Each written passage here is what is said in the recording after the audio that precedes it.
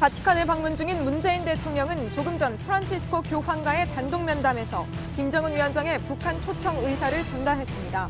교황이 김 위원장의 초청을 수락했는지도 잠시 후 공개될 예정입니다. 한민구 전 국방부 장관과 김관진 전 청와대 국가안보실장이 오늘 군검합동수사단에 출석해 조사를 받고 있습니다. 합수단은 2017년 초 기무사의 계엄령 검토 문건 작성뿐 아니라 촛불 집회에 대항하는 맞불 집회를 지원한 것과 관련해 두 사람이 지시했는지 여부를 추궁하고 있습니다. 한국은행이 올해 경제성장률 전망치를 2.9%에서 2.7%로 낮추면서 기준금리를 동결했습니다. 취업자 수는 9만 명 늘어나는데 그칠 것으로 봤습니다. 기존 예상치의 절반 수준으로 낮춰 잡은 겁니다. IT 업체인 카카오의 카풀 영업에 반대하는 택시기사들이 운행을 중단하면서 일부 지역에서 택시 잡기가 쉽지 않았습니다. 전국 택시기사 7만여 명은 서울 광화문 광장에서 집회를 열고 생존권을 보장하라고 요구했습니다. 서울과학기술대의 한 교수가 자신이 강의하는 과목을 2년간 수강한 아들에게 모두 A+ 학점을 줘 논란이 되고 있습니다. 또 다른 교직원은 딸 셋이 모두 이 대학과 대학 부속 기관에 취업했습니다. 학교 측은 진상조사를 벌이고 있습니다. 원자력 발전소에 사용된 핵심 부품인 증기발생기의 부실로 피해액만 최소 5조 원에 달하는 것으로 파악됐습니다. JTBC 취재 결과 한수원 측이 이 부품의 부실을 알고도 추가로 구입해왔고 이로 인한 방사능 유출 사고도 수차례 있었던 것으로 나타났습니다. 단풍이 절정에 이른 설악산 정상에 10cm가 넘는 눈이 쌓였습니다. 지난해보다 보름 넘게 빨리 온 첫눈인데 오늘 새벽 산 정상의 기온이 영하로 내려가면서 내리던 비가 눈으로 바뀌었습니다. 공기청정기가 도로 위로. 내일을 바꾸는 현대수소 전기차. 유럽을 순방 중인 문재인 대통령이 약 1시간 전부터 로마 교황청에서 프란치스코 교황을 예방하고 있습니다. 이번 만남에 관심이 쏠리는 건 김정은 국무위원장이 교황을 초청하겠다는 의사를 밝혔기 때문입니다. 그동안 프란치스코 교황은 취임 이후에 한반도 문제에 각별한 관심을 보였습니다. 방북의 긍정적인 입장이 나온다면 비핵화 과정에도 중요한 전개가 될 수 있습니다. 먼저 바티칸에 나가 있는 이성대 기자를 연결해 보겠습니다. 자, 이성대 기자, 문 대통령과 프란치스코 교황의 면담이 대략 1시간 전에 이제 시작이 됐습니다. 지금 결과가 나왔습니까? 네, 문 대통령은 우리 측 배석자 없이 교황청이 제공한 통역만 배석한 채 교황을 예방했습니다. 우리 시간으로 7시 10분에 시작한 교황 단독 예방은 잠시 전입니다. 7시 48분에 끝났고 현재는 우리 측이 준비한 선물을 교환하고 기념 촬영 순서까지 모두 마친 공식 면담을 모두 마친 걸로 알려졌습니다. 약 38분간 진행된 단독 예방에서 문 대통령은 프란치스코 교황이 남북 정상회담 등 주요 계기마다 축복과 지지 메시지를 보내준 데 대해 감사를 표시하고 앞으로도 계속 기도해달라고 요청한 걸로 알려졌습니다. 문 대통령이 교황 면담 이후에 곧이어 피에트로 파롤린 교황청 국무원장과 회담을 하는데요. 그 사이 청와대 측에서 교황 면담 결과를 전해주기로 했고 잠시 후에는 청와대 측에서 면담 결과를 짧게라도 공지할 걸로 보입니다. 이 결과는 나오는 대로 다시 전달을 해드리겠습니다. 앞서 문 대통령은 성 베드로 성당 광장을 가로질러 간판의 문을 통과한 뒤에 여기 시간 12시죠. 한국 시간 오후 7시 정각 교황궁에 도착했는데 두 사람의 만남 장면 한번 들어보겠습니다. 예. 저는 대한민국 대통령으로 방문했지만 또 김호초라는 생명을 가진 그를 진지하기도 합니다. 네, 문 대통령은 교황궁 아닌 트로네토 홀에서 교황과 첫 인사를 하고 기념 촬영을 한 뒤에 곧바로 교황 서재로 들어가서 아까 말씀드린 대로 약 38분간 단독 면담을 했습니다. 예, 그렇다면은 이제 청와대에서 잠시 후에 면담 결과가 나올 것 같군요. 면담 결과가 나오는 대로 다시 한번 또 이성대 기자를 연결해 보겠습니다. 자, 그 결과 내용에서 아무래도 결국 관심이 집중될 수밖에 없는 건 교황이 방북 초청을 수락할지 여부 아니겠습니까? 어떻습니까? 지금 현지 분위기는 어떻게 좀 파악이 되나요? 네, 일단 청와대는 최대한 긍정적인 답변을 기대하고 있습니다. 교황을 예방하는 건 문 대통령의 이번 유럽 순방의 핵심 일정이라서 청와대도 상당히 공을 들였습니다. 전 세계적으로 영향력이 큰 교황이 직접 방북 초청을 수락한다면 종교적인 차원을 넘어서 북한 비핵화 프로세스가 지금보다 더 확실한 단계로 들어간다는 의미로 해석할 수 있기 때문입니다. 프란치스코 교황도 그동안 내 마음속엔 항상 한반도가 있다는 말씀을 했고 한반도 문제에 각별한 관심을 보여온 만큼 청와대는 기대감을 키우고 있습니다. 다만 교황이 직접적으로 방북을 수락하지 않고 한반도 평화에 기여하고 싶다는 식의 바람을 언급할 가능성도 배제할 수는 없습니다. 어쨌든 면담 내용이 나오는 대로 다시 한번 알려드리겠습니다. 예, 잘 들었습니다. 바티칸에서 이성대 기자였습니다. 2013년 즉위한 뒤 세계 평화를 위해 노력해온 프란치스코 교황은 한반도 문제에 깊은 관심을 보여왔습니다. 고비 때마다 평화를 향한 대화에 힘을 실어주기도 했죠. 이런 교황의 노력은 단순히 기도로만 그친 건 아니었습니다. 적대 관계였던 미국과 쿠바가 국교를 정상화하기까지 교황의 역할은 상당했습니다. 허진 기자입니다. 11년 만에 남북 정상이 다시 마주 앉은 4.27 판문점 회담을 앞두고 프란치스코 교황은 성공을 축원했습니다. Al popolo coreano che desidera ardentemente la pace, assicuro la mia personale preghiera e la vicinanza di tutta la Chiesa. 두 달여 뒤 북미 정상이 만날 때도 교황은 축복의 말을 잊지 않았습니다. Cari fratelli e sorelle, desidero nuovamente far giungere all'amato popolo coreano un particolare pensiero nell'amicizia e nella preghiera. 한반도를 향한 교황의 관심은 남북 간 긴장이 고조됐을 때도 마찬가지였습니다. 즉위 뒤 처음으로 2014년 8월 아시아를 방문할 때 첫 번째로 찾은 곳은 우리나라였습니다. Tutti i coreani sono fratelli e sorelle, membri di un'unica famiglia e di un unico popolo. Parlano la stessa lingua. 교황은 50년 넘게 적대 관계를 유지해온 미국과 쿠바가 국교를 정상화하는 과정에서도 적지 않은 역할을 했습니다. I want to thank His Holiness Pope Francis, whose moral example shows us the importance of pursuing the world as it should be, rather than simply settling for the world as it is. 청와대는 교황이 평양에 가서 내놓을 메시지가 북한 사회의 개방과 평화 정착에도 도움이 될 것으로 기대하고 있습니다. JTBC 허진입니다. 예, 남북 철도 연결 사업을 놓고 미국이 대북 제재에 예외를 적용하도록 우리 정부가 그동안 노력을 기울여 왔습니다. 이를 위한 한미 간 협의에서 조만간 좋은 결과가 나올 거라는 전망이 나왔습니다. 남북 철도 연결 사업 착공식이 예정대로 진행이 되면 북미 정상이 만나 비핵화 합의를 하는데도 긍정적일 거란 분석입니다. 워싱턴에서 정효식 특파원입니다. 워싱턴의 소식통은 JTBC에 11월 말 12월 초로 예정된 남북 철도 도로 연결 사업 착공식은 예정대로 진행될 수 있을 것이라고 밝혔습니다. 한미 간 철도 연결 사업의 제재 면제를 위한 물밑 협의에서 상당한 진전이 이루어지고 있다는 의미입니다. 앞서 국무부는 철도 사업에 대해 유엔 제재를 완전히 이행하기를 기대한다고 밝혀 한미 엇박자에 대한 우려도 나왔습니다. 이와 관련 조윤재 주미 대사는 17일 특파원 간담회에서 한미 협의와 공조는 상대의 입장을 배려하며 솔직한 소통으로 대북 정책에 대한 긴밀한 조율을 이어가고 있다고 강조했습니다. 외교부 고위 관계자도 미국과 협의를 잘 진행하고 있다고 밝혔습니다. 그러면서 철도 사업은 규모가 크기 때문에 미국이 최종 입장을 밝힐 때까지 우리는 신중한 입장이라고 말했습니다. 유엔 고위 소식통은 남북 철도 사업과 관련 한미 양자 간 합의가 이루어지면 유엔 안보리 제재위원회도 순조롭게 통과할 것이라고 말했습니다. 워싱턴에서 JTBC 정효식입니다.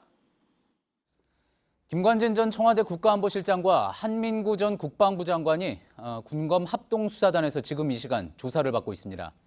탄핵 정국에서 기무사가 계엄령을 검토한 배경에 누구의 지시가 있었는지가 조사의 핵심입니다.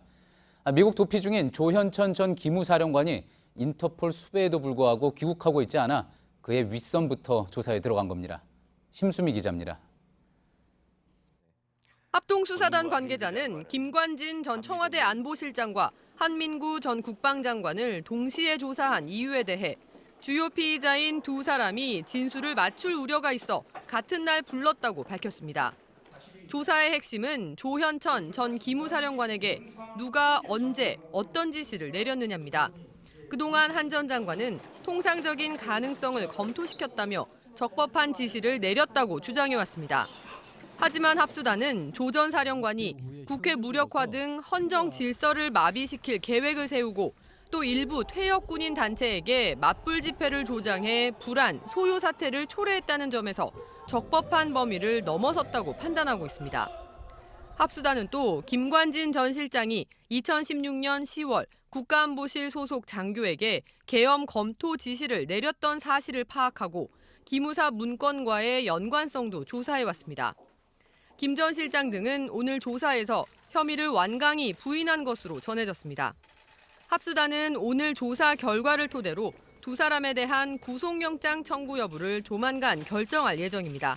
JTBC 심수희입니다.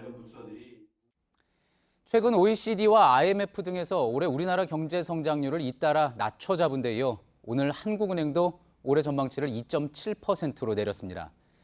당초 2.9%는 성장할 거라고 지난 7월 한 차례 조정했던 건데 석 달 만에 0.2%포인트를 또 낮췄습니다.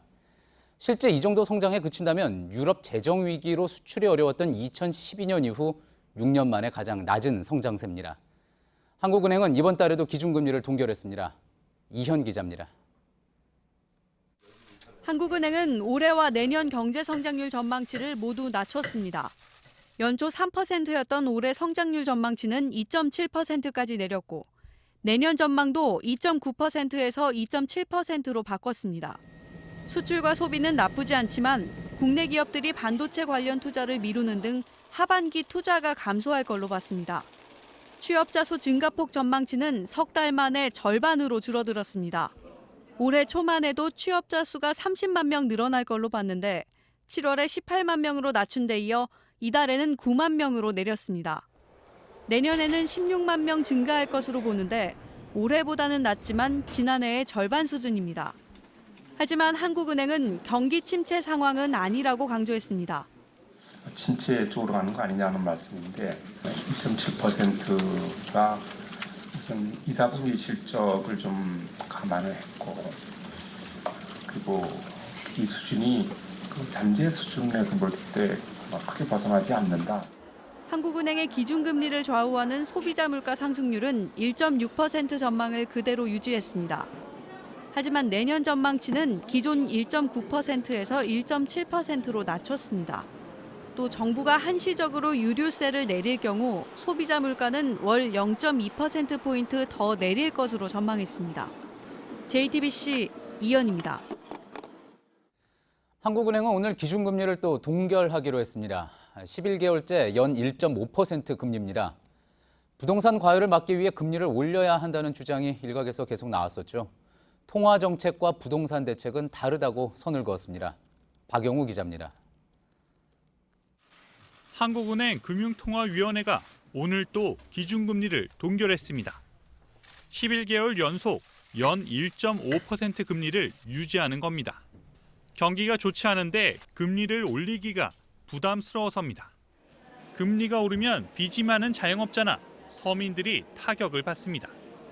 금융위기 때 수준으로 나빠진 고용 상황도 금리를 묶는 데 영향을 줬습니다. 부동산 과열을 막기 위해 금리를 올려야 한다는 정치권 측 주장에도 한은은 입장을 분명히 했습니다.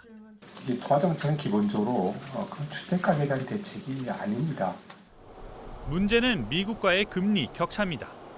지금도 2007년 이후 가장 격차가 큰 상황인데 12월에 미국이 금리를 또 올리면 1%포인트까지 차이가 벌어지게 됩니다. 외국인 투자 자금이 빠져나갈 우려가 더 커지는 겁니다. 금리 인상 압박이 거세지는 가운데 올해 마지막 금융통화위원회는 다음 달 열릴 예정입니다. JTBC 박영우입니다. 최근 국회 교육위 국감에서 공개된 비리 유치원의 명단은 일부에 불과했습니다. 일부만 조사를 한 데다 시도교육청마다 공개 기준이 달랐기 때문입니다. 교육청은 일단 오는 25일 감사 결과를 모두 공개하기로 했습니다. 또 앞으로 전체 유치원을 감사할 방침입니다. 백민경 기자입니다. 교육부는 오는 25일 최근 5년간 유치원 감사 결과를 실명으로 공개하기로 했습니다. 각 교육청 홈페이지에 감사 결과와 함께 지적받은 문제점을 고쳤는지도 공개합니다. 다음 달 1일 유치원 입학 지원이 시작되는데 그 전에 학부모들이 정보를 알 수 있게 한다는 취지입니다. 내일부터는 비리신고센터도 운영하기로 했습니다. 매년 사립유치원에 2조 원 가까운 예산이 투입됐는데도 그동안 투명한 회계 시스템을 도입하지 못했고 상시적인 감사 체계를 구축하지 못했다는 점은 상시로 감사를 진행하되 일부 유치원은 내년 초 우선 종합감사를 실시합니다. 문제가 적발됐는데도 수용하지 않았거나 새로 비리가 신고된 유치원, 원비가 비싸거나 대규모 유치원이 대상입니다. 일부 교육청은 학부모들이 각종 비용을 현금이 아닌 카드 결제나 계좌이체로 낼 수 있게 하고 회계 처리 방식 등도 국공립 유치원에 맞춰 점검하도록 대책을 내놓고 있습니다. 비리 유치원 명단에 오른 뒤 학부모들에게 폐원하겠다고 선언하는 사례는 오늘도 계속됐습니다. 교육부는 허가 없이 폐원할 경우 3년 이하의 징역, 3천만 원 이하의 벌금에 처하기로 했습니다. 한편 교비로 명품 가방을 사는 등 6억 8천만 원을 부정 사용한 경기도 화성의 환희유치원장은 어젯밤 학부모들에게 눈물을 흘리며 사과했습니다. JTBC 백민경입니다. 비리 유치원에 대한 문제점이 속속 드러나는 가운데 경찰이 이번에는 어린이집 연합회를 수사 중인 걸로 확인됐습니다. 한국어린이집 총연합회 회장이 원장들에게 돈을 걷어 정치권 로비에 썼다는 의혹 때문입니다. 연지환 기자입니다. 김용희 한국어린이집 총연합회 회장이 경찰 수사를 받고 있습니다. 마포경찰서는 정치자금법 위반 혐의로 김 회장을 수사하고 있다고 밝혔습니다. 김 회장은 자신이 연합회 국공립 분과위원장이던 지난 2013년 소속 어린이집 원장들에게 기부금 4,700여만 원을 모아 정치인들에게 전달했다는 의심을 받고 있습니다. 김 회장과 연합회 등의 계좌를 추적한 경찰은 기부금 명목에 돈을 거둔 뒤 로비 활동을 위해 국회의원들에게 건넨 것으로 보고 있습니다. 김 회장이 정치자금을 전달했던 것으로 의심받는 2013년은 보조금 횡령 등 어린이집 관련 비리가 불거졌던 때입니다. 당시 국회에서 어린이집 규제 법안들이 잇따라 발의됐지만 대부분 회기를 넘겨 폐기되기도 했습니다. 경찰 관계자는 의원들에게 실제로 자금이 전달됐는지 수사하는 한편 김 회장이 자금을 유용했는지 여부도 조사하고 있다고 밝혔습니다. 김 회장 측은 이미 무혐의가 난 사안에 대해 일부 어린이집 원장들이 다시 고발한 것이라고 말했습니다. JTBC 연지환입니다. 오늘 열린 서울시에 대한 국정감사는 온통 서울교통공사 채용 비리에 집중됐습니다. 야당 의원들은 친인척을 부당하게 정규직으로 전환한 사례가 알려진 것보다 훨씬 많을 거란 의혹을 제기했는데요. 박원순 시장은 아직 비리가 확인된 것은 없다고 답해서 논란을 키웠습니다. 이수정 기자입니다. 서울교통공사는 지난 3월 직원들에게 친인척 재직 현황을 물었습니다. 당시 전체 직원 17,000여 명 중 1,912명이 사내에 가족이 있다고 답했습니다. 서울교통공사 인사규정에는 임직원 가족과 친척의 우대 채용을 금지하는 조항이 있습니다. 이 중 108명이 최근 무기계약직에서 정규직으로 전환돼 논란입니다. 자유한국당 유민봉 의원은 오늘 서울시 국정감사에서 이 인원이 훨씬 더 많을 수 있다는 의혹을 제기했습니다. 지난해 11월 서울교통공사에서 제출한 자료는 퇴직자의 친인척도 포함해 14명이었는데 올해 제출한 자료는 현직자를 대상으로만 해서 108명이었다는 겁니다. 친인척 규모가 지금 얼마나 되는지 그 조사 결과에 응답이 매번 바뀌고 있습니다. 이에 대해 서울시는 108명이 전부라는 입장을 고수했습니다. 박 시장은 또 친인척 채용 자체가 불법이나 비리는 아니라고 맞섰습니다. 특별히 비리가 있었다. 지금 이렇게 판단은 되지 않고 있습니다. 만약에 비리가 있다고 하면 또 객관적인 감사원에서 이 감사를 해주시면 좀 더 좋겠다. 오후에는 김성태 자유한국당 원내대표가 서울시청 1층 로비에서 규탄 기자회견을 열어 한때 국정감사가 중단되기도 했습니다. 오늘 오후 서울행정법원에서는 무기계약직의 정규직 전환에 반대해 소송을 낸 정규직 직원들과 취업준비생들이 고용세습 논란이 유감이라며 성명서를 발표했습니다. JTBC 이수정입니다. 서울 강서구 PC방에서 20대 아르바이트생이 흉기에 찔려 숨진 사건과 관련해 경찰 대응이 논란이 되고 있습니다. 오늘 경찰은 언론에 CCTV 영상을 보여주면서 처음에 신고를 받고 돌아간 이유와 가해자 동생이 범행에 가담하지 않았다고 판단한 이유를 설명했습니다. 하지만 유가족은 재조사를 요구하고 있습니다. 이상엽 기자입니다. 경찰은 먼저 강서구 PC방과 관련한 신고가 들어온 뒤 초동 대처가 부실했다는 논란에 대해 입장을 밝혔습니다. 처음 출동했을 때는 요금 환불과 관련한 단순한 시비 문제로 봤다고 했습니다. 신고만으로 가해자 형과 동생을 체포할 수 없었고 임의 동행을 할 수도 없었다는 겁니다. 동생을 참고인으로 불러 조사하고 돌려보낸 이유도 설명했습니다. CCTV 영상을 분석할 때 동생이 아르바이트생 신모 씨를 뒤에서 붙잡은 건 맞지만 이때는 형이 주먹으로만 때렸다는 겁니다. 또 목격자 진술 등에 따르면 이후 형이 흉기를 휘두를 때는 동생이 말렸다고 봤습니다. 유가족은 명확한 진상규명을 요구하고 있습니다. 먼저 초동 조치부터 제대로 되지 않았다는 겁니다. 죽이겠다는 그런 위협, 그 두 사람을 데리고 기가 조치를 시키던 아니면 지구대로 데려가서 충분히 안정을 시켜서 사건이 발생이 되지 않게끔 마무리를 해주는 게 내가 봐서는 경찰들이 했어야 될 일이 아닌가. 또 가해자 동생이 신 씨를 잡고 있을 때 주먹으로 맞았는지 흉기로 찔렀는지 육안으로 잘 구분이 가지 않는다며 재조사를 요구하고 있습니다. 특히 동생이 뒤에서 붙잡지 않았다면 검도 유단자의 키가 190cm에 가까운 피해자가 상대를 제압하거나 도망칠 수 있었다는 겁니다. 유가족은 이런 일이 다시는 일어나지 않도록 철저하게 수사해달라고 호소했습니다. 오늘의 사무소에서요. 지금 세 가족 가서 다 편지 쓰고 그러고 왔습니다. 근데 알아요. 우리가 지를 얼마나 사랑하는지네. 하늘나라에 가서라도 멋진 모델 한번 돼보고. JTBC 이상혁입니다. 카카오가 카풀 영업에 나서면서 7만 명 넘는 택시기사가 운전대를 놓고 오늘 서울 광화문 광장에 모여 반대 집회를 했습니다. 수도권을 포함한 전국 곳곳의 상당수 택시가 오늘 하루 운행을 중단하면서 시민들도 일부 불편을 겪었습니다. 서효정 기자입니다. 택시업계 종사자들이 서울 도심을 가득 채웠습니다. 자가용 불법 영업은 나가라는 팻말을 들었습니다.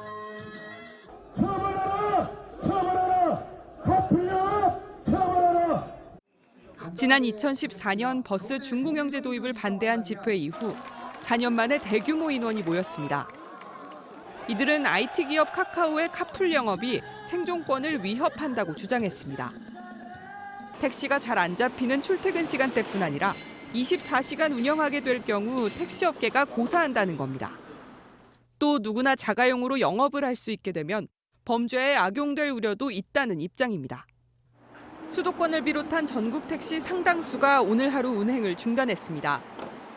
제때 택시를 잡지 못한 시민들은 출근길에 불편을 겪었습니다.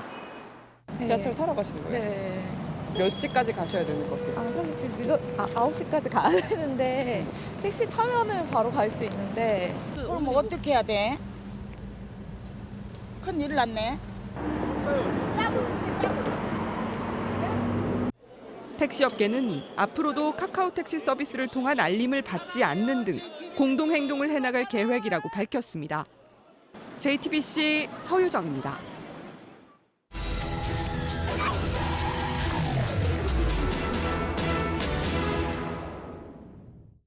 네, 택시기사들과 카풀 사업자들의 갈등, 어제 오늘 이야기가 아니죠. 공유 경제를 확산해야 한다, 아니면 택시기사 생존권을 침해하고 있다, 이런 논란이 계속됐었는데 카카오의 출연이 갈등의 도화선이 됐다는 분석입니다. 밀착카메라 윤재영 기자가 양측의 목소리를 자세히 들어봤습니다. 밤 11시 30분 종강역입니다. 이 회식을 마치고 집에 가는 직장인들이 많은 시간대인데 대로변을 보시면 택시를 잡지 못한 시민들이 도로까지 나와 있습니다. 지나다니는 택시들은 많은데요. 저도 어플로 택시를 잡아보려 했지만 이렇게 수차례 실패했습니다. 일대엔 택시 잡기 전쟁이 벌어졌습니다. 정말 안 잡히고요. 아예 불을 끄고 다니세요. 예약 차량이 대부분이고 빈 차도 있지만 그냥 지나갑니다. 40분 정도 저희가 지금 기다려서 안 오고 있거든요. 진짜 그냥 좀 살렸으면 좋겠어요. 택시 잡는 어플도 소용없습니다. 지금 한 5번 실패했어요. 집에 어떻게 갈지 모르겠어요. 걸어가야 될 것 같아요. 아침 출근 시간대와 저녁 퇴근 시간대도 사정은 비슷합니다. 카카오는 카풀 서비스로 특정 시간대 택시 수급 불균형을 해소할 수 있다는 입장입니다. 데이터를 보면은 특정 시간대 실제 배차 가능한 택시의 수는 약 수요의 30% 정도를 밑도는 수준입니다. 반면 택시 기사들은 택시 운영 규제를 풀어줘도 수급을 맞출 수 있다고 주장합니다. 이틀 일하고 하루 쉬는 거 그걸 없애버리면 되는 거예요. 그러면 차가 많이 돌아다닐 거 아니에요. 카풀과 관련된 규정에 대한 논란도 커지고 있습니다. 현행법상 출퇴근 때에는 일반인도 돈을 받고 사람을 실어 나를 수 있습니다. 하지만 출퇴근 시간을 명확하게 정하지 않았습니다. 이 때문에 택시업계는 전업 운송사업자가 나올 수 있다고 우려합니다. 요즘은 10시에도 하고 1시에도 하고 그걸 명분 삼아가지고 전일 24시간 카풀기를 지금 운영하려는 그런 의도가 있는 거죠. 실제 카풀 사용자들의 입장을 들어보기 위해 현재 활성화된 한 카풀 앱을 이용해봤습니다. 이력과 강도 받자라는 의미로 전업이라 그러면 돈 엄청 벌어야 되는데 그렇게 벌 수 있는 게 아니거든요. 카풀 운전자에 의한 범죄 가능성에 대해서도 과도한 우려라고 주장했습니다. 이거 등록할 때 저 명함하고 재직증명서까지 다 등록해야 돼요. 심지어 사진도 나와 있고 이렇게 다 신원이. 카풀을 둘러싼 갈등은 오래전부터 불거져 왔습니다. 지난해 11월 카풀 업체 플러스는 24시간으로 서비스를 확대하려 했다가 서울시와 국토부로부터 고발당했습니다. 이것만 하세요라는 규제로는 변화를 따라잡기 힘들거든요. 일단은 해봐라. 이거는 진짜 하지 마라. 새로운 산업에는 그런 형태의 규제가 필요한 거죠. 양측 다 정부의 적극적인 개입이 필요하다고 입을 모읍니다. 정부에서도 가이드라인 같은 것들을 주셔서 상생할 수 있는 모델로 좀 뿌리내릴 수 있게끔 해. 왜 굳이 카카오가 자가용으로 영업을 하는 그걸 지금 국토부나 기재부에서 승인을 하려고 하는지 우리는 쉽게 말해서 결사적으로 반대한다는 거죠. 공유경제냐 택시기사 생존권이냐 이런 대립기간이 길어질수록 일반 시민들의 불편은 더 커집니다. 이럴 때 시민의 입장에서 확실한 방향을 제시해주는 게 바로 정부가 할 일입니다. 밀착카메라 윤재영입니다. 예, 방금 들어온 소식입니다. 프란치스코 교황이 북한 김정은 국무위원장의 초청에 응해 북한을 방문하겠다고 밝혔습니다. 조금 전 문재인 대통령과 단독 면담이 있었죠. 그 단독 면담이 끝난 후에 청와대에서 단독 면담 내용을 공개를 했는데 교황이 이제 김정은 위원장의 초청 의사 교황이 전달받았고 또 이를 수락했다고 청와대가 전했습니다. 바티칸에 나가 있는 취재기를 다시 한번 연결해서 좀 더 자세한 내용 들어보겠습니다. 이성대 기자가 연결돼 있습니다. 자, 이성대 기자, 교황이 이제 김정은 위원장의 초청 의사를 수락을 했습니다. 자세한 내용을 좀 전해주시죠. 네, 그렇습니다. 문재인 대통령은 약 38분간 프란치스코 교황을 예방했습니다. 이 자리에서 문 대통령이 김정은 위원장이 방북 초청장을 보내도 좋겠느냐는 문 대통령의 질문에 프란치스코 교황은 문 대통령께서 전한 말씀으로도 충분하지만 공식 초청장을 보내주면 좋겠다면서 초청장이 오면 무조건 응답을 줄 것이고 나는 갈 수 있습니다. 라고 말했다고 청와대 측이 밝혔습니다. 교황이 방북 초청을 사실상 수락한 걸로 보입니다. 다시 한번 말씀을 드리겠습니다. 프란치스코 교황은 문 대통령의 방북 초청 의사 전달에 대해서 공식 초청장을 보내주면 좋겠다면서 초청장이 오면 무조건 응답을 줄 것이고 교황인 나는 갈 수 있습니다. 이렇게 말했다고 밝혔습니다. 예. 교황은 또 한반도에서 평화 프로세스를 추진 중인 한국 정부의 노력을 강력히 지지한다면서 멈추지 말고 앞으로 나아가라, 두려워하지 말라고도 말했다고 밝혔습니다. 이에 앞서 문 대통령은 김 위원장이 그동안 교황께서 평창올림픽과 정상회담 때마다 남북 평화를 위해 축원해준 데 대해 감사하다고 인사를 했고 교황은 오히려 내가 깊이 감사하다고 말했다고 전달했습니다. 문 대통령은 지금 교황청 서열 2위인 피에트로 파롤린 교황청 국무원장과 회담을 시작하고 있는데 이 자리에서 보다 구체적인 방북 관련 논의가 진행될 걸로 보입니다. 그렇군요. 그러니까 교황이 문재인 대통령과 만난 자리에서 한반도에서 평화 프로세스를 추진 중인 한국 정부의 노력을 강력히 지지한다. 멈추지 말고 앞으로 나아가라. 두려워하지 말라. 이런 메시지를 또 전했군요. 물론 이제 김정은 위원장의 초청 이사를 수락하면서 그런 메시지를 전한 겁니다. 자, 그런데 그동안 교황 방문이 이른바 어떤 그 절차, 프로토콜상 좀 어려운 게 아니냐 이런 부정적인 전망도 있었습니다. 하지만 청와대에서는 아무래도 이번 면담 이후에 긍정적인 답변이 나올 걸로 어느 정도 예상을 했던 모습이고요. 아무래도 청와대와 외교부 그리고 이제 교황청 간에 그동안 물밑 접촉이 꾸준히 있었던 거겠죠. 그렇습니다. 일각에서는 북한에 천주교 사제가 없다면서 실제 방북이 쉽지 않을 거라는 부정적인 전망도 내놨었지만 청와대 측은 형식적인 측면을 확대 해석하는 거라는 입장을 보였습니다. 다시 말해서 이미 청와대는 교황청과 마쿠 조율을 계속해왔고 또 이런 흐름 속에서 교황 접견이 이루어진 건데 단지 교황 방문 과정의 의전 절차나 종교적인 측면에서의 형식만을 부각하는 것은 지금 현실과는 맞지 않다는 겁니다. 게다가 교황 방북 문제는 김정은 위원장이 긍정적 의사를 밝히면서 본격화된 거라서 이번에 국내 천주교 조직을 통해 일반적인 절차는 밟는 과정과는 크게 상관이 없다는 걸로 해석이 됩니다. 무엇보다도 방금 전에 말씀드린 것처럼 프란치스코 교황이 직접 방북 의사를 밝힌 만큼 앞으로 방북 초청 과정은 급물살을 탈 걸로 보입니다. 예. 저희 뉴스룸 2부에서는 김현수 신부님, 예수의 민족화해위원장 또 위원장을 맡고 있는 김현수 신부를 모시고 스튜디오에 모시고 이와 관련해서 프란치스코 교황의 방북 수락에 대해서 그 의미를 좀 더 자세히 분석을 해보도록 하겠습니다. 바티칸에서 이성대 기자였습니다. 프란치스코 교황이 이렇게 김정은 위원장의 평양 초청을 사실상 수락하면서 벌써부터 교황이 평양에서 무엇을 하게 될지 관심입니다. 일단 평양에 가서 김정은 위원장을 만나고 미사도 직접 집전할 걸로 보이는데 이 폐쇄적이던 북한 사회의 개방 속도도 빨라질 수 있을 거란 전망입니다. 바티칸시티에서 정재윤 기자입니다. 교황은 평양에서 김정은 위원장을 만나게 될 것으로 보입니다.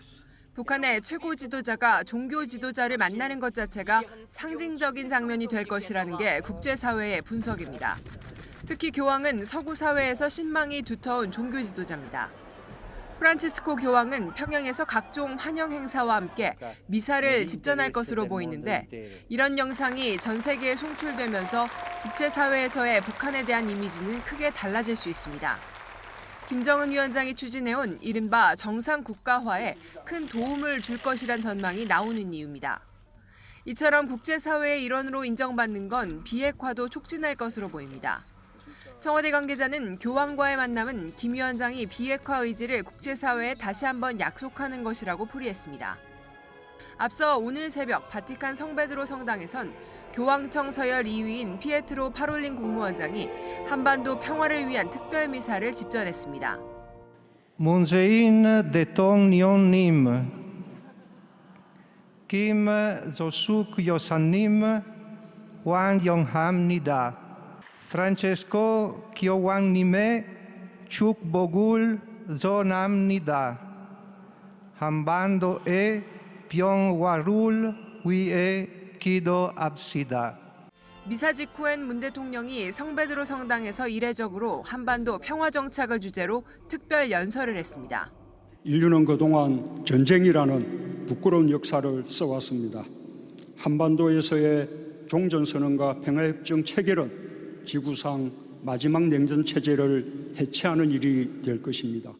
문 대통령은 기필코 평화를 이루고 분단을 극복하겠다고도 강조했습니다. 교황의 방북이 이뤄진 뒤엔 북한의 대외 개방과 국제사회와의 교류도 활발해질 걸로 보여 비핵화에도 긍정적인 신호라는 분석이 나옵니다. 바티칸시티에서 JTBC 정재윤입니다. 지난해 한 초등학교 교감이 20대 교사를 세워놓고 장난감 화살을 쏜 사건이 있었습니다. 원래 해임 처분을 받았는데 교원소청심사위원회가 이를 뒤집으면서 이 교감은 지난 5월 학교로 돌아왔습니다. 그런데 JTBC 취재 결과 최근 5년간 해임이나 파면됐던 교원들 10명 가운데 8명꼴로 다시 학교로 돌아온 걸로 확인됐습니다. 그중엔 제자를 성추행하는 등 성범죄를 저지른 교사도 적지 않았습니다.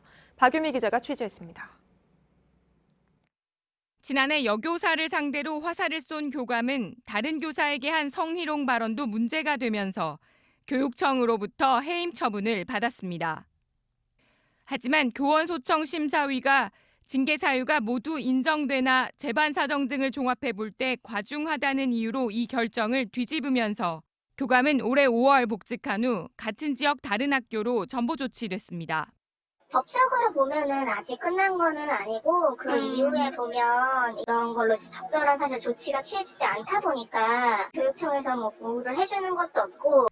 최근 5년간 징계가 감면된 116명의 결정 사유를 확인해 보니 해임 또는 파면 처분된 교원 66명 가운데 54명이 정직이나 견책 등으로 다시 학교로 돌아왔습니다.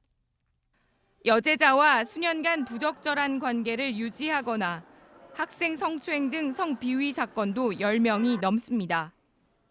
성비위 사건은 원스트라이크 아웃을 도입하겠다고 했지만 그때뿐인 겁니다. 교원소청위가 변호사 1명을 제외하고 대부분 교육계 인사로 구성돼 있는 것도 문제로 지적됩니다. 교원소청위원회의 어떤 국민적 상식에 맞는 그런 판단을 할 수 있도록 학부모와 같은 외부 인사를 포함시키는 제도 개선이 필요합니다. JTBC 박유미입니다. 대학 교수인 아버지가 자신이 강의하는 과목을 수강한 아들에게 모두 최고 학점인 A+를 준 걸로 드러났습니다. 대학판 숙명여고 사건이라는 말까지 나오고 있는데 이 학교 교직원인 어머니도 딸 셋을 모두 같은 학교에 취업시킨 걸로 나타났습니다. 강신우 기자입니다. 서울과학기술대 L 교수의 아들은 서울의 한 사립대에 다니다 2014년 아버지가 재직 중인 학교 같은 과에 편입했습니다.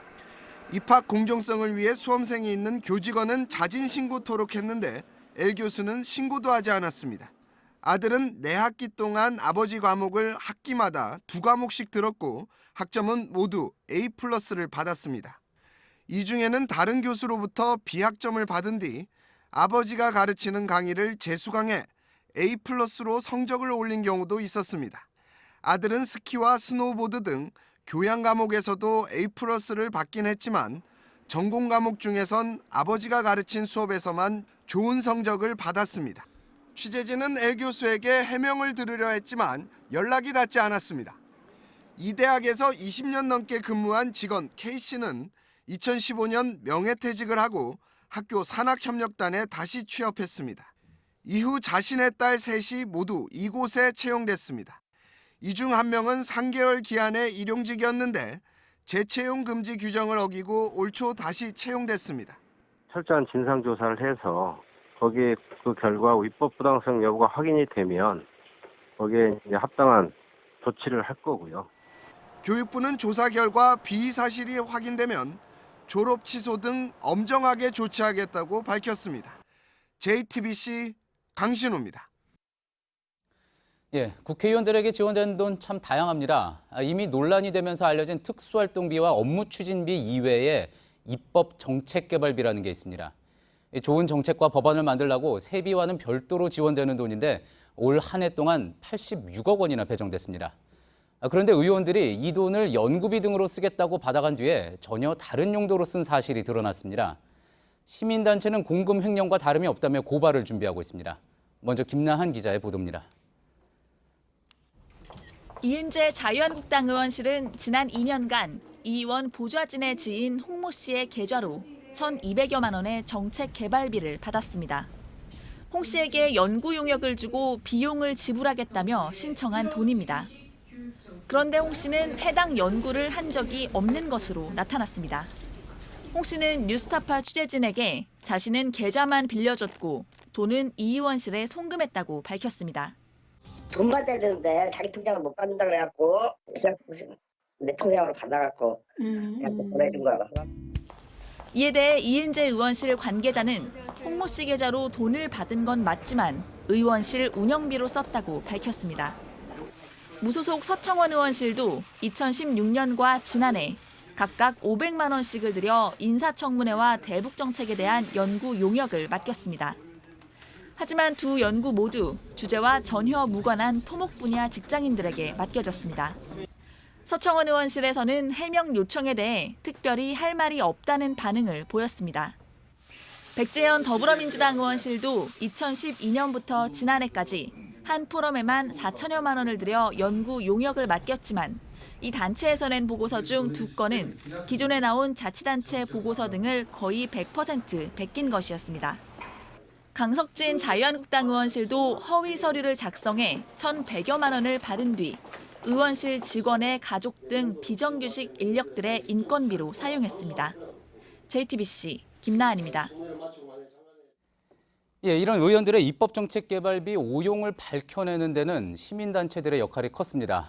자료를 분석한 시민단체 세금 도둑 잡아라의 하승수 대표를 스튜디오에 모셨습니다. 좀 더 구체적인 내용 같이 들어보겠습니다.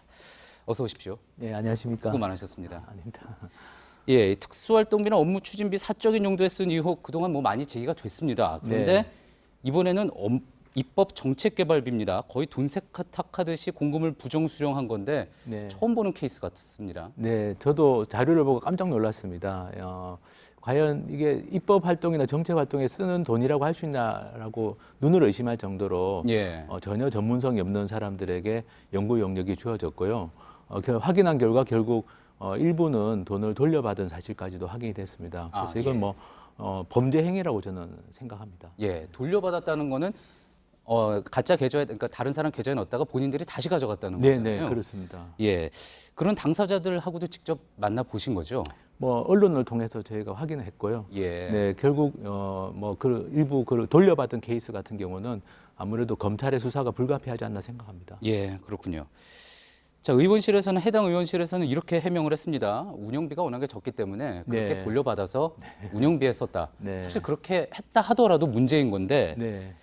사실 빼돌린 그 예산이 어디에 쓰였는지는 정확히 드러날 수는 없는 거 아닙니까, 현재로서는? 그렇습니다. 네, 사무실 운영비로 썼다면 그 증빙을 제출해봐라라고 했는데 제출하지 않았고요. 예. 사실 국회의원들은 사무실 운영비는 따로 또 국민 세금으로 지원을 받고 있습니다. 그렇죠. 예, 심지어는 차량 주유비까지도 다 지원을 받기 때문에 예. 사실 지금 이은재 의원실에서 해명한 내용은 전혀 납득할 수가 없고 예. 사무실 운영비로 썼다는 이야기도 저는 사실이 아닐 가능성이 높다고 생각합니다. 그렇군요.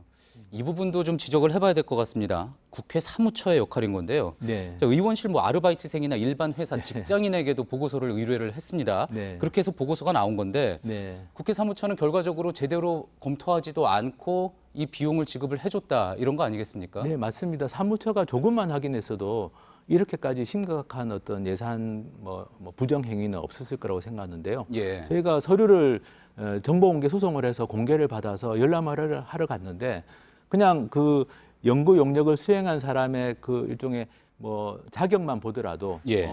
소속이나 직위만 보더라도 이 사람은 전혀 전문성이 없다라는 게 너무나 명확한 경우들이 많았습니다. 심지어 예. 대학생이 국회의원 연구 용역을 수행했다든지 예. 이런 경우들이 있었는데요. 사실 이런 거는 국회 사무처가 조금만 성의 있게 확인했다면 예. 국민 세금이 이렇게 엉뚱하게 낭비되지는 않았을 거라고 생각합니다. 그렇군요.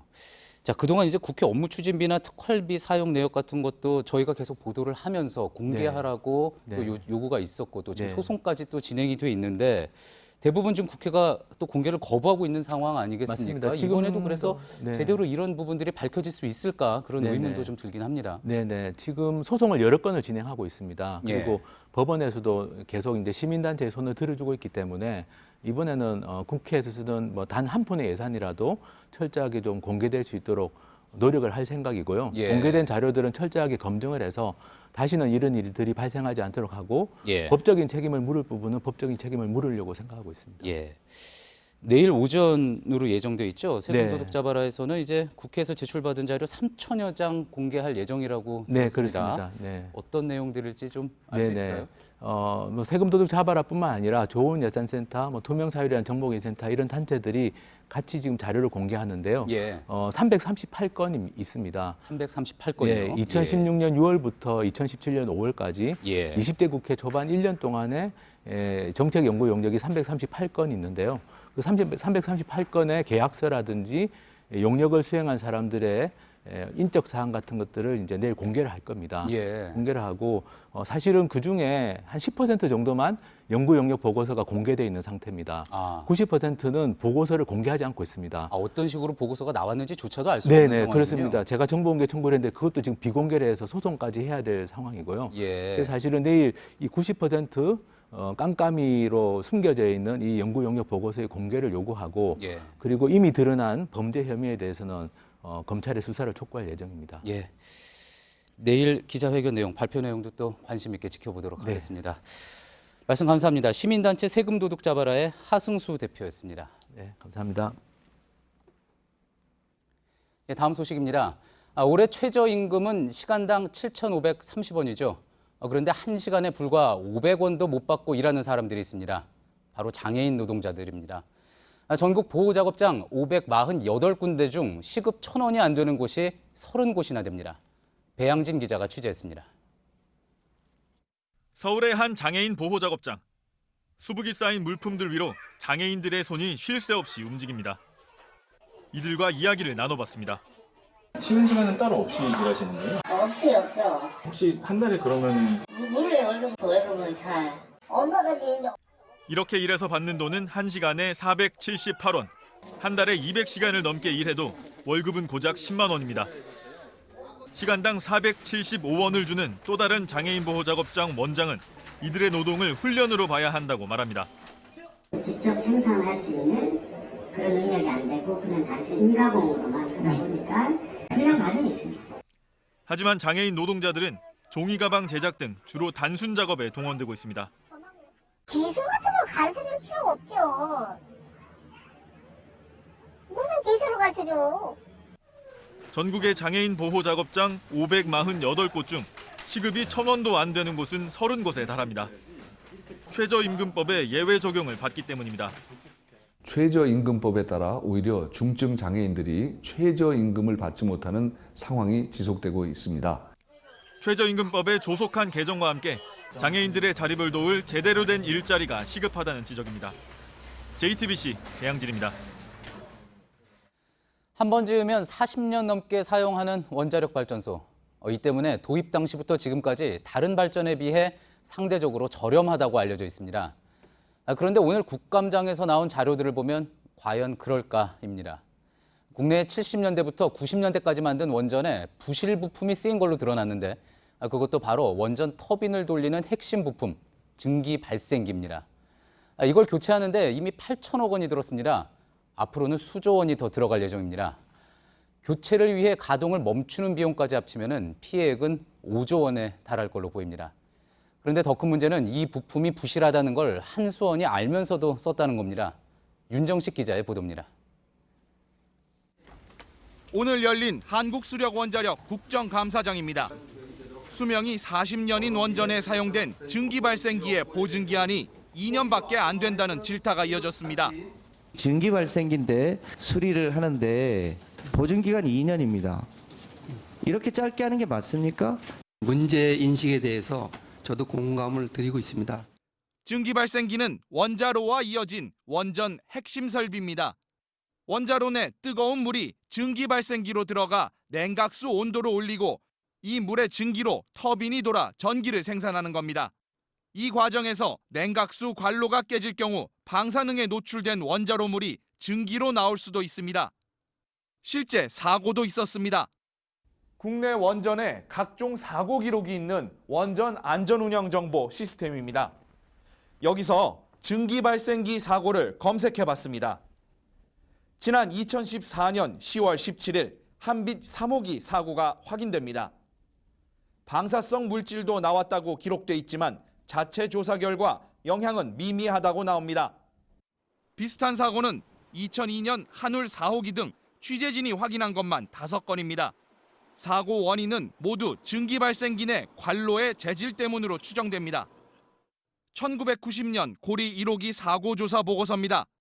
관로 재질인 합금 소재 인코넬 600이 부식에 취약했던 게 사고 원인으로 추정된다고 적시했습니다.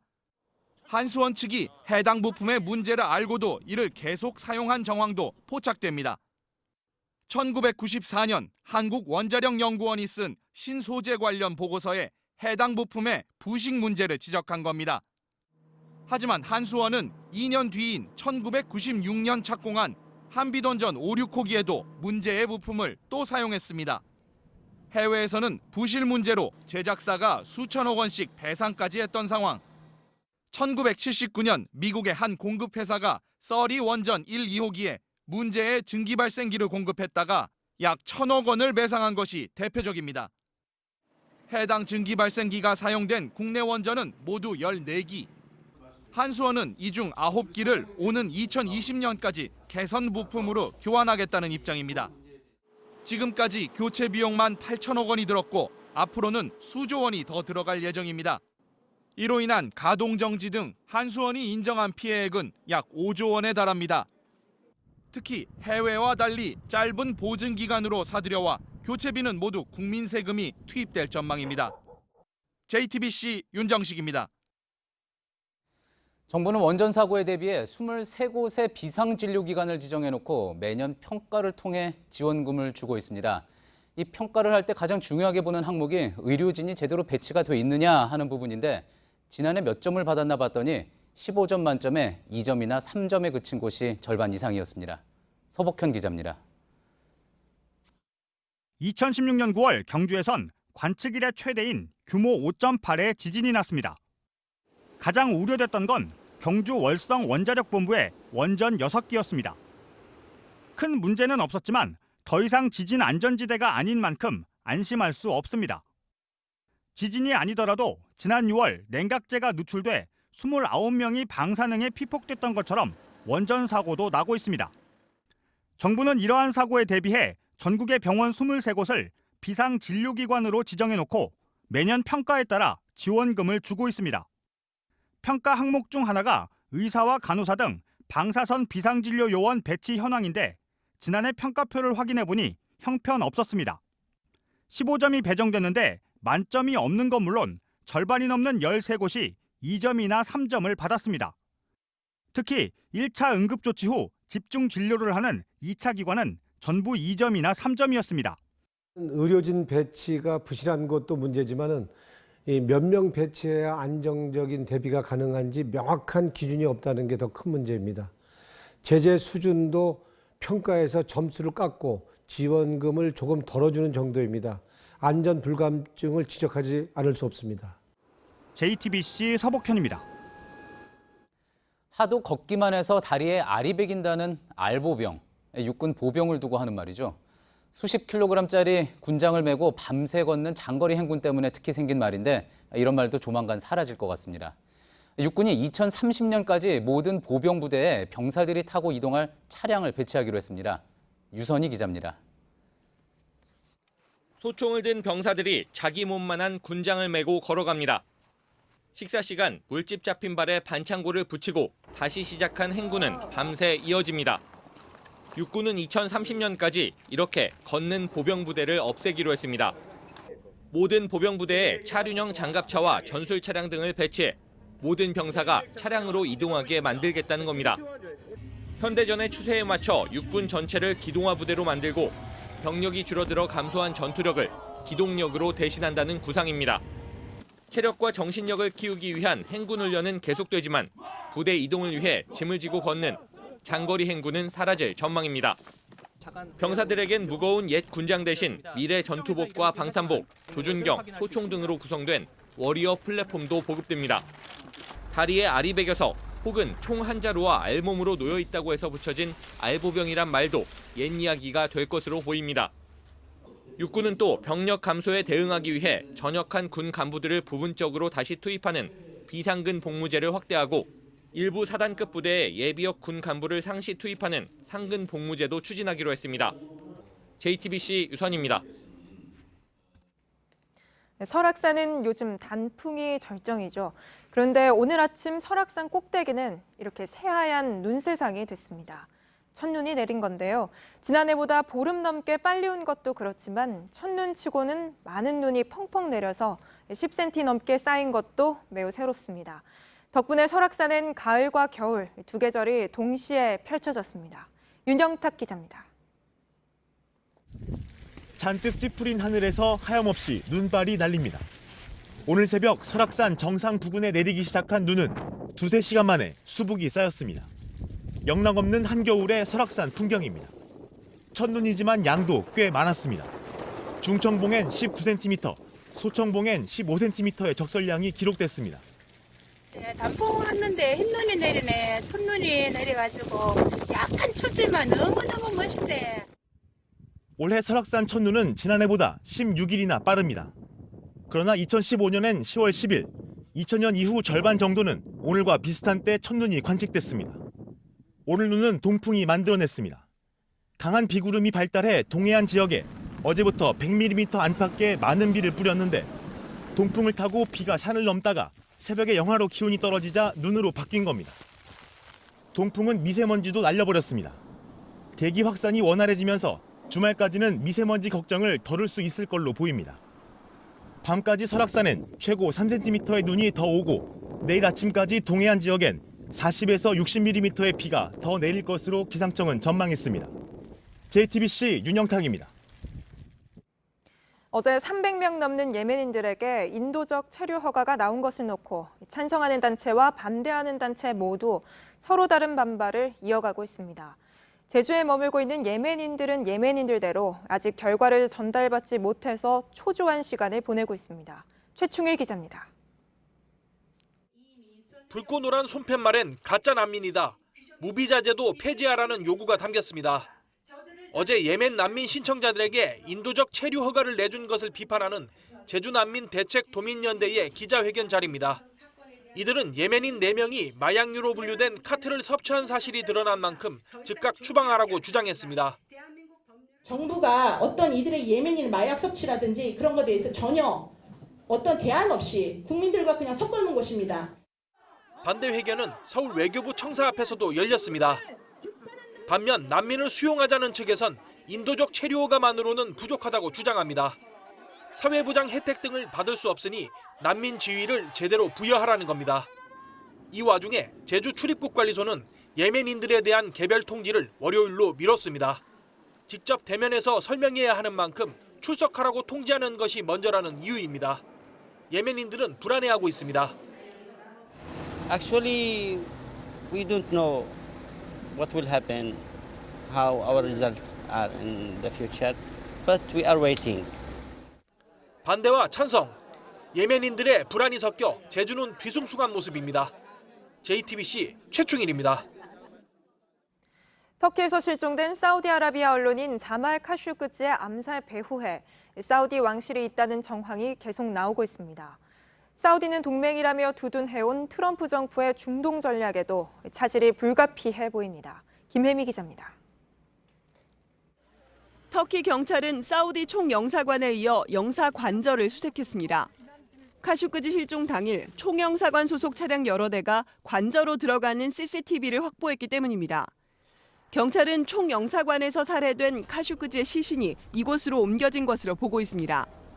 터키 경찰이 확인한 15명의 암살팀에는 모하메드 빈살만 사우디 왕세자의 경호원과 내무부 소속 법의학자가 포함된 것으로 전해졌습니다. 앞서 미국 뉴욕타임스와 터키 유력 매체는 터키 고위의 전원을 통해 카슈크지의 살해 당시 녹음된 오디오 내용을 보도했습니다. 손부위가 훼손되는 고문을 당한 뒤 참수되는 상황이 상세히 묘사된 녹취입니다. 중동 매체 미들 이스트 아이는 카슈크지가 7분 만에 살해됐다고 보도했습니다. 시신 훼손을 지휘한 인물이 동료들에게 음악을 들으면서 하라고 권유했다고도 했습니다. 사우디와 공조해 다음 달 대이란 원유 제재를 재개하는 트럼프 대통령은 복잡한 속내를 드러냈습니다. Saudi Arabia has been a very important ally. I'm not sure yet that it exists. Probably does, possibly does. 워싱턴 포스트는 카슈크지가 실종 직전 작성한 아랍 국가에서 언론 자유가 침해받고 있다는 내용의 마지막 칼럼을 공개했습니다. JTBC 김혜미입니다. 이달 말부터 은행에서 대출 받기가 더 까다로워집니다. 연간 갚아야 하는 빚의 원금과 이자가 연소득의 70%가 넘으면 위험 대출로 보고 은행에서 심사를 강화하기로 했는데요. 감당할 수 있는 만큼만 빚을 내라, 이런 의미입니다. 송지혜 기자입니다. 총 부채 원리금 상환 비율, DSR은 연간 개인이 갚아야 하는 모든 빚의 원금과 이자를 연소득으로 나눈 값입니다. 각종 대출금은 물론 자동차 할부금까지 모두 빚으로 보고 계산합니다. 금융당국은 이달 31일부터 이 비중이 70%가 넘을 경우 위험 대출로 보고 신규 대출 때 깐깐하게 따지기로 했습니다. 개별 은행에서는 전체 대출에서 고 DSR 대출이 차지하는 비중을 일정 비율 내로 관리해야 합니다. 연소득 5천만 원인 직장인의 경우 해마다 갚아야 할 빚이 3,500만 원이 넘으면 새로 대출을 받기 어려워진다는 뜻입니다. 시민들의 반응은 엇갈립니다. 빚이 많아서 이제 그거를 감당하지 못하는 분도 좀 많이 있을 것 같고 지금쯤은 좀 어느 정도 조정할 때가 된 거 아닌가. 목돈이 필요한 그런 세대, 젊은 세대라든가 뭐 하여튼 결혼 자금이라든가 이럴 때는 힘들겠죠. 당국은 서민과 실수요자에게 절실한 사이돌 대출 등 서민 금융상품이나 300만 원 이하의 소액 신용대출, 전세자금 대출에는 DSR을 적용하지 않는다고 했습니다. JTBC 송지혜입니다. 구급대원이 다가서자 SUV 차량이 갑자기 출발합니다. 구급차와 차량 사이에 낀 구급대원은 어깨뼈와 복부 장기를 크게 다쳤습니다. 경찰은 지난달 16일 새벽 경북 칠곡군의 한 국도에서 음주운전을 하다 교통사고를 낸 뒤 출동한 구급대원을 차로 친 혐의로 27살 J씨를 구속했습니다. 지난 토요일에 있었던 국민은행 신입사원 채용을 위한 필기시험 문제 중 10여 개가 시중 문제집과 똑같다는 주장이 제기됐습니다. 국민은행은 지난해 채용 비리로 여론의 문매를 맞은 뒤 필기시험을 모두 객관식으로 바꿨었습니다. 국민은행은 이번 논란에 대해서 유감스럽게 생각한다며 문제 출제를 대행한 외주 업체에 경위를 확인하고 있다고 해명했습니다. 한국연구재단이 지난 8월 말 광주과학기술원의 한 교수에 대한 감사를 벌이다 연구실에서 현금 7천만 원을 발견한 사실이 뒤늦게 알려졌습니다. 이 교수는 학생들에게 지급된 연구수당과 인건비 중 일부를 회수해서 연구실 경비로 쓰고 남은 돈을 보관한 것이라고 주장하고 있습니다. 하지만 연구재단은 횡령 혐의 등이 의심된다며 해당 교수를 검찰에 고발할 예정입니다. 동성애자라는 이유로 박해받을 우려가 있다며 난민으로 인정해달라는 소송을 냈던 우간다 여성이 파기환송심에서 난민으로 인정받았습니다. 앞서 대법원은 박해받을 것이란 근거가 충분하지 않다며 난민으로 인정해준 2심 판결을 깨고 사건을 서울고등법원으로 돌려보냈습니다. 하지만 서울고법은 우간다에서 성적 성향이 공개돼 생명에 위협을 받자 한국에 왔다는 진술 등의 모순이 없다며 대법원 판단을 뒤집었습니다. 네, 못다한 꿈을 간직한 채 돌아온 히말라야 원정대. 내일은 그들의 영결식이 열립니다. 사람들은 애도하면서도 왜 위험을 무릅쓰며 산을 오르냐는 질문을 던지기도 했습니다. 원정대원들이 남겨놓은 과거 영상 속에 어쩌면 그 답이 담겨 있을지 모르겠습니다. 강나현 기자입니다. 빨리 귀환해서 따뜻한 밥과 함께 저희가 3일 동안 그 수집한 정보를 가지고 본격적인 등반에 임하도록. 7년 전 히말라야 촐라체 등반에 나선 이밀진 감독. 늘 카메라 뒤에 있었지만 이날은 화면 앞에 얼굴을 보였습니다. 곳곳에서 긴장과 설렘이 묻어납니다. 함께 갔던 대원이 사고를 당하면서 영화로 만들지 못한 채 묻혔던 기록입니다. 사람들은 산꼭대기에 오른 것만 기억하지만 임 감독은 정상에 오르기까지 마주해야 하는 수많은 절망과 고난을 담고자 했습니다. 살아가면서 이렇게 기쁜 일이 있습니다. 수직으로 솟구친 눈 덮인 암벽을 한 발 한 발 내딛습니다. 삶과 죽음의 무게를 동시에 짊어진 채 김창호 대장은 1년 전에도 인도 팝수라를 올랐습니다. 남들이 가지 않는 곳에 그 힘겨운 걸음을 새겼습니다. 김 대장과 함께 새로운 길을 냈던 유영직 대원과 이재훈 대원, 또 정준모 한국산악회 이사까지. 이들은 산을 오르는 과정이 살아있어야 하는 이유를 깨닫는 가장 또렷한 시간이었다고 말합니다. JTBC 강나현입니다. 평창 올림픽은 여자 아이스하키 단일팀을 빼놓곤 이야기할 수 없죠. 그 단일팀을 이끌던 캐나다 국적의 세라 머리 감독이 한국을 떠났습니다. 지난 4월 대표 선수들이 훈련 거부까지 하면서 감독과 갈등한 사실도 드러났습니다. 이도성 기자입니다. I can't say enough how proud we are of what they have done. If we had just one player. 올림픽 역사상 최초의 단일팀은 경기에선 5번 모두 졌지만 가장 뜨거운 박수를 끌어냈습니다. 30살 캐나다 국적의 머리 감독은 정치적 결정이라는 논란과 싸웠던 단일팀을 냉정하게 이끌며 좋은 평가를 받았습니다. 올림픽이 끝나고선 재계약 의사도 내비쳤습니다. 그러나 지난 4월 돌연 여자 아이스하키 대표팀을 떠났습니다. 대표 선수들이 재계약을 강하게 반대하면서 훈련을 거부했습니다. 선수들은 선수 기용 그리고 훈련 수준에 불만을 드러냈습니다. 아이스하키 협회는 집단 항명을 이유로 선수들에게 6개월 자격정지 징계를 내렸고 대표팀 사령탑은 최근에야 김상준 감독에게 맡겼습니다. 얼굴도 모르던 남과 북의 선수들이 짧은 시간에 만들어냈던 평창 올림픽의 따뜻한 장면들. 그러나 정작 우리 여자 아이스하키 내부에선 서로를 믿지 못하는 불편한 관계가 이어진 겁니다.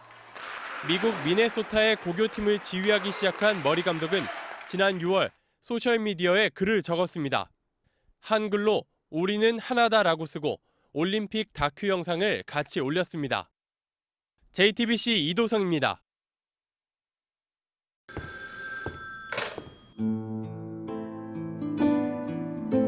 어떤 운명은 늘 그곳에서 나를 기다리고 있다.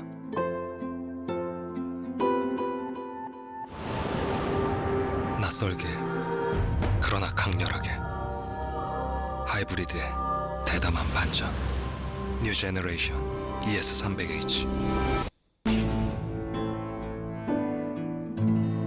렉서스. 예, 뉴스룸의 2부를 시작하겠습니다. 프란치스코 교황이 북한 방문 의사를 밝혔습니다. 북한이 공식 초청장을 보내오면 갈 수 있다 이렇게 밝혔는데요.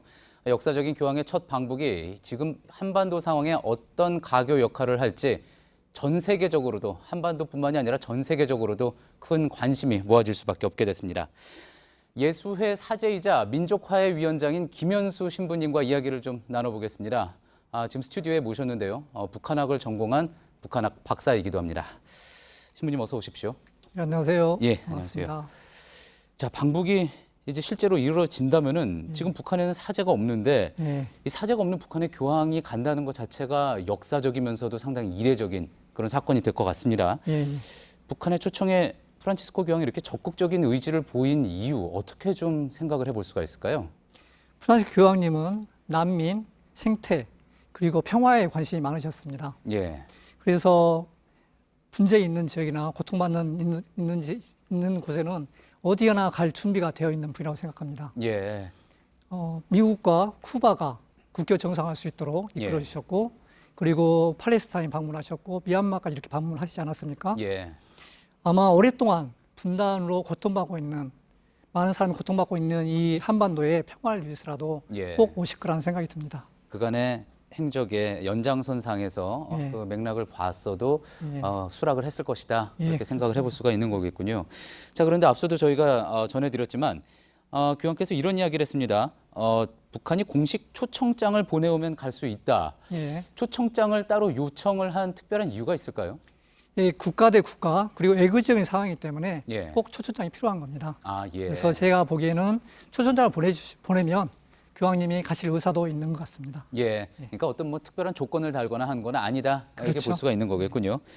예, 자 말씀하신 대로 프란치스코 교황은 여러 차례 이제 한반도 상황에 대해서 관심을 많이 표해 왔습니다. 지난주 저희가 인터뷰했던 김희중 대주교도 이 교황청 안에서 끊임없이 북한과 대화하기 위해서 노력하고 있다 이렇게 말씀을 하셨는데 이 한반도 분단 현실에 대해서 교황청 차원에서 각별한 어떤 생각을 가지고 있다, 마음을 가지고 있다 이렇게 해석을 좀 해볼 수 있을까요?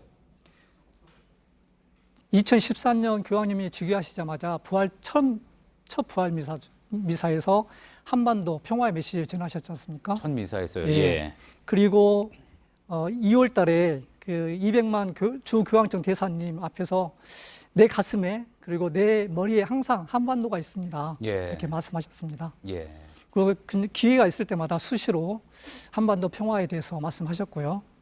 이런 측면에서 보면 이미 교황님 마음 안에는 이 한반도의 평화를 마음속 깊이 담고 계시다고 생각됩니다. 그렇군요. 지금 조금 이른 예측일 수는 있습니다. 하지만 어쨌든 이제 방북을 하게 된다 그러면은 이제 프란치스코 교황이 어떤 메시지를 북한 주민들 앞에 내놓을까 그런 부분도 상당히 관심인데 혹시 예측을 좀 해볼 수 있을까요? 예측하기 어려운데요. 아마 평화의 메시지겠죠. 예. 그리고 북한이 세상 속으로 이렇게 대문을 열었을 때 모두가 번영할 수 있는 예. 그런 역사적인 제스처를 취하실 거라고 생각됩니다. 예. 그리고 좀 더 나아가서 종교의 가치 예. 그리고 순기능에 대해서도 강조하실 거고요. 예. 그리고 김정일 위원장의 할아버지 김일성 주석께서 예. 오래 그 개신교 집안의 그런 백그라운드가 있으신 분이거든요. 그렇죠. 예. 그리고 그 외국에서 방문하는 그런 종교인들을 아주 존경하는 마음으로 이렇게 맞아들였습니다. 예. 어떤 그런 이야기도 이렇게 나올 거란 생각이 듭니다. 예. 자, 그러다 보니까 이제 북한에 진짜 신자들이 있는지 예. 있다면은 어떤 영향을 받을지 이런 부분에 대해서도 좀 궁금증이 나옵니다. 예. 신부님께서는 북한에 직접 다녀오신 적이 있으시죠? 예, 2015년도에 예. 갔다 왔습니다. 보시기에 어떠셨습니까? 북한의 천주교 현황, 또 신도들의 현황 어떻다고 좀 해석을 해볼 수 있을까요? 북한 천주교 신자의 그 진위성 문제는 지금 계속 그 논란이 되고 있는 상황인데요. 예. 제가 만났던 북한 신자분들은 정말 진지한 모습으로 미사에 참석하는 것을 볼 수 있었습니다. 예. 그리고 그분들은 하루빨리 사제가 상주하기를 이렇게 간절하게 기다리신 분들이고요. 예. 그리고 좀 특징적이 하나 있었는데 그 미사에 참석하신 신자분들은 김일성, 김정일 배지를 안 하고 성당에 들어오시더라고요. 예. 아마 이거는 북한 당국이 종교의 고유성이라든가 특수성을 인정해 주는 거라는 생각이 듭니다. 예. 예, 좀 놀라운 거였습니다. 그렇군요. 예. 그때 미사에 참석했던 신도들이 아마도 사제가 상주하기를 바랄 것이다 그렇게 예. 말씀을 하셨는데 예. 실제로 교황의 방북 이후에 사제가 상주하게 될 가능성이 있을까요? 그 상황은 이미 2015년에 김희중 대주주님과 그리고 17분이 이렇게 북한을 방문했지 않습니까? 그리고 북한 가톨릭 협회, 그러니까 북한 천주교를 대표하는 그 단체하고 어느 정도 이야기가 된 부분입니다. 예. 특히 큰 미사 때는 이렇게 남한에서 사제를 평양 장충성당에 보내서 미사를 드릴 수 있도록 예. 그리고 이제 장기적으로는 그 사제가 상주할 수 있는 그런 가능성까지도 이야기를 나누었던 분입니다. 어느 정도 이야기가 예, 진행돼 있는 상황인 거군요. 예. 앞서도 소개해드렸지만 이제 김 신부님은 사제이기도 하지만 북한학을 공부한 학자이시기도 합니다. 그래서 이런 질문을 좀 드려볼 수 있을 것 같은데요. 전 세계로 이제 교황의 방북이 생중계가 아마도 될 것 같습니다. 그렇죠. 실제로 방문이 이루어진다 하면은. 자, 그렇다면은 어떻습니까? 서구 사회가 북한에 가지고 있는 이미지, 이거는 남측의 이제 대통령이 방문을 했을 때와는 또 다른 어떤 충격일 것 같은데 어떤 이미지가 좀 달라지는 계기가 될 수 있을까요? 일단은 서구 사회에서 북한을 바라보는 시선은 아직도 불신으로 가득 차 있는 것 같습니다. 예. 하지만 교황님께서 방문하면서 그 교황님과 김정은 위원장이 만나는 그런 모습을 보면서 저 나라도 정상 국가구나. 어떤 그런 이미지 쇄신이 가능하다고 저는 생각됩니다. 예. 자, 짧게 마지막으로 이거 하나 더 여쭤봐야 될 것 같습니다. 90년대에도 이제 북한에서 교황 방문을 추진을 했다가 혹시 이제 교황이 다녀간 이후에 종교적인 파급력이 너무 커질까 봐 우려가 돼서 취소를 했다. 뭐 이런 이야기도 나왔었거든요. 어떻습니까? 이번에는 그런 우려 북한이 품지 않을까요? 정확히 제가 기억하는 거는 1989년에 교황 요한 바로 2세께서 한국을 방문할 때 그때 북한도 방문할 계획을 갖고 계셨습니다. 그리고 2000년에 김대중 대통령께서 또 다시 한번 북한 방문을 이렇게 제안을 하셨었죠. 근데 성사가 안 됐습니다. 불행하게도. 만약에 이번에 프란치스 교황님께서 방문을 하신다면 거기에 있는 신자들에게도 희망이 될 거고요.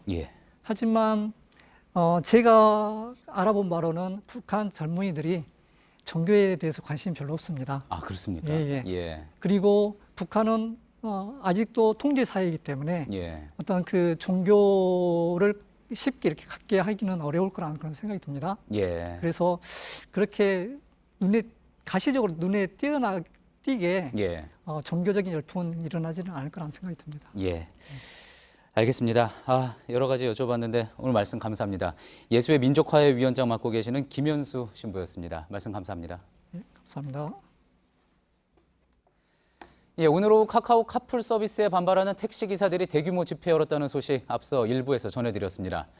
출근길에는 정상 운행을 한 택시들도 적지 않아서 우려했던 교통대란은 없었습니다. 자, 그렇다면 지금 퇴근길 상황은 어떨지 취재 기자를 연결해서 살펴보도록 하겠습니다. 최승기 기자가 나가 있습니다.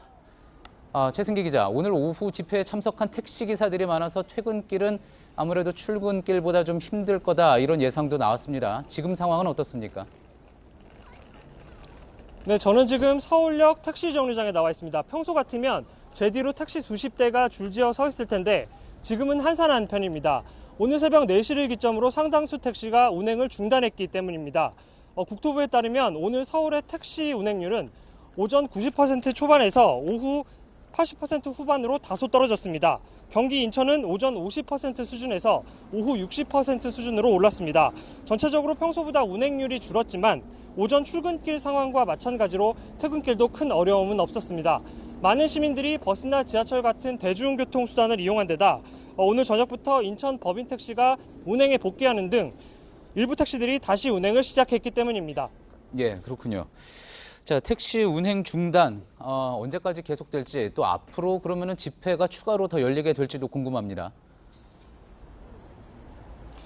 네, 우선 택시 운행 중단은 내일 새벽 4시까지 이어집니다. 국토교통부는 비상수송 대책을 마련하라고 지자체에 주문했습니다. 이 때문에 버스나 지하철 등 수도권 대중교통 운행 시간은 1시간 연장합니다. 집회 주최 측은 우선 국회에 계류된 카풀 관련 법안을 저지하는 데 집중할 계획입니다. 하지만 카카오가 카풀을 강행할 경우 천막 농성 등 추가 단체 행동에 나설 수도 있다고 경고했습니다. 예, 서울역 택시 정류장에서 최승기 기자였습니다.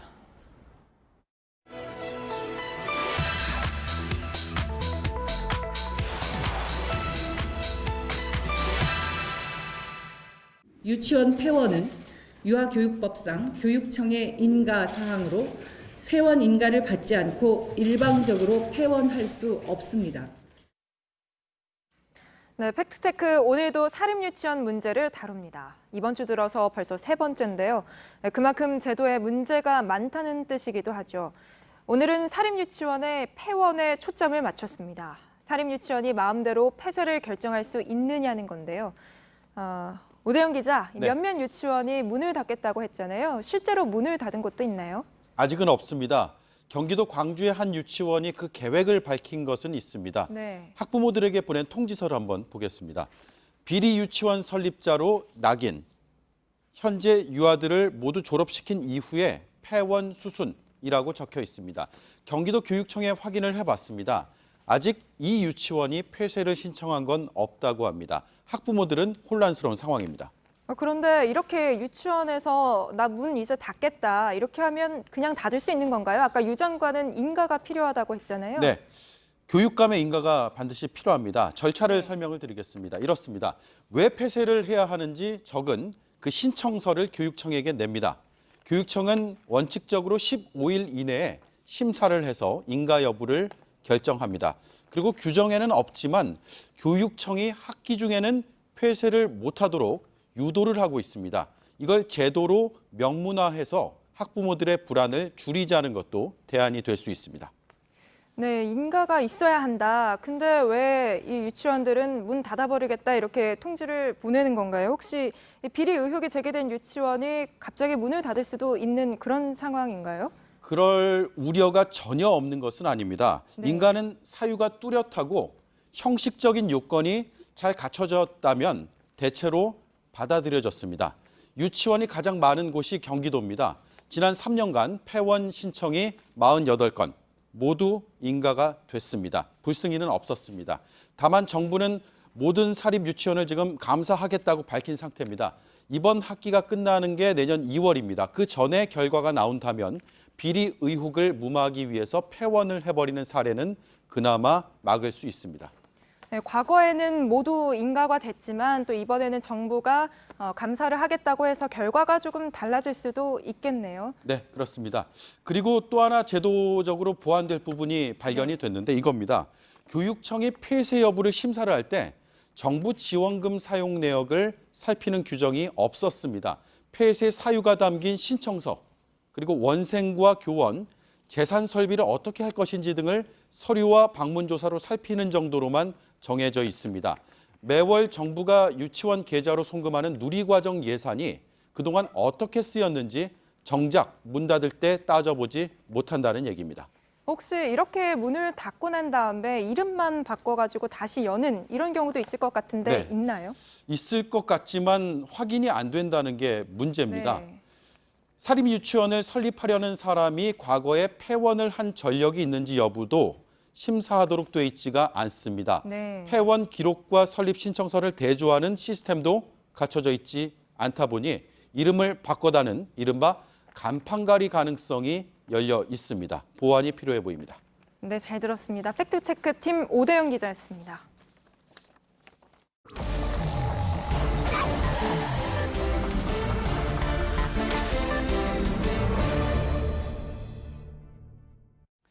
예, 비하인드 뉴스 시간입니다. 정치부 박성태 기자가 나와 있습니다. 박 기자, 첫 번째 키워드 볼까요? 예, 첫 키워드는 시청 안 로비에서 했습니다. 시청 안 로비에서. 예. 예. 오늘 어떤 자유한국당의 내용입니까? 기습 시위 얘기인데요. 서울교통공사의 정규직 전환 과정에 의혹이 있다면서 자유한국당이 시청 안 로비에서 예. 전격적으로 시위를 열었습니다. 청사 안은 집회가 금지되어 있는데 잠깐 영상을 보면서 말씀을 드리면 저렇게 의원들과 보좌진들이 시청 안으로 들어가려고 몸싸움을 벌이는 모습입니다. 예. 시청에서는 청사 안에는 집회가 금지됐다면 셔터로 내렸었는데 예. 계속 몸싸움이 벌어지자 나중에는 의원들만 입장을 허용을 했습니다. 그래서 로비 안에서 저렇게 현수막을 걸고 약 20분간 규탄 집회를 열었습니다. 시청 밖에서는 집회를 하는 모습을 많이 봤는데 시청 안에서는 이제 금지가 되어 있는 거군요. 예. 그런데 오늘 서울시 국감이 있지 않았습니까? 그렇다면은 서울시청 안에서 이제 국감이 진행됐을 텐데 뭐 서울교통공사 취업 관련 의혹 같은 것 국감장 안에서 따져도 됐을 것 같다는 생각도 듭니다. 그렇습니다. 오전에는 국감장에서도 이 부분이 집중적으로 거론이 됐습니다. 예. 그런데 오후 국감은 한국당 의원들이 저렇게 로비에 가서 집회를 하느라고 파행이 됐습니다. 여기에 대해서 대한애국당의 조원진 의원이 꼬집기도 했는데 이 부분 잠깐 들어보겠습니다. 예. 내 질문할 때 정의하지 말고 김성태 원래 그래요. 뭐 인간 논할 가치도 없어. 그냥 국감하세요. 원래 그런 인간인데 뭘 논해요. 자, 질문하겠습니다. 네. 예. 이 부분은 잠깐 논외로 들으면 자유한국당에서 이른바 태극기 집회 세력도 껴안겠다고 했고 그 중심에는 조원진 의원이 있는데 조 의원은 김성태 원내대표를 향해서 그런 인간이라고 표현하면서 불만을 내비치기도 했습니다. 그렇군요. 조원진 의원의 발언에 상당한 감정의 골이 느껴지는 것 같은데 뭔가 불만이 좀 있는 것 같군요. 예, 그렇습니다. 그리고 오늘 한국당의 집회에 대해서 좀 더 말씀을 드리면 오전 늦게 야성을 강조하는 김성태 원내대표가 저렇게 거의 점심 직전에 보냈는데요. 한국당 의원들에게 문자를 보냈습니다. 시청 안 로비에서 집회를 하자고 한 건데요. 하지만 가깝게 있는 게 아무래도 서울시에서 국감을 하던 행정안전위원회 의원들이기 때문에 해당 의원들이 주로 이 집회에 참석했고 그러다 보니 오후 국감이 파행이 된 겁니다. 앞서 지적한 대로 국감장에서 따져도 되는데 왜 규탄 집회까지 열었냐면 한국당이 이 서울교통공사의 정규직 전환 과정에서 어떤 의혹을 집중적으로 앞으로 부각시키겠다는 전략으로 풀이됩니다.